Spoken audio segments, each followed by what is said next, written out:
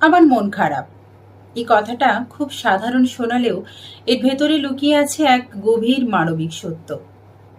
মানুষ মাত্রই আবেগপ্রবণ। মন খারাপ হওয়া মানে আপনি অনুভব করতে পারেন, ভালোবাসতে জানেন, কষ্টকে উপলব্ধি করতে পারেন, তাই আপনার মন খারাপ হয়। এটা কোনো দোষের না, এটা দুর্বলতাও নয়, বরং এটা প্রমাণ করে আপনি জীবন্ত, আপনি মানুষের মতোই মানুষ। মন খারাপ হতেই পারে, কিন্তু তাতে আপনি থেমে যাবেন না। এই অন্ধকার সময়টাও একদিন পেরিয়ে যাবে।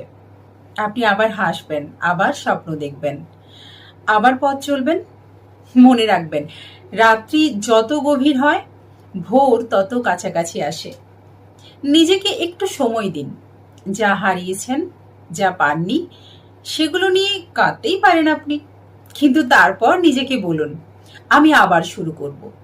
কারণ আমি পারি, কারণ সত্যিই আপনি পারেন। আর সবচেয়ে গুরুত্বপূর্ণ, আপনি একা নন।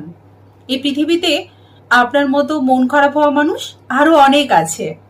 কেউ হয়তো আপনাকেই খুঁজছে একটা আশার কথা শোনার জন্য।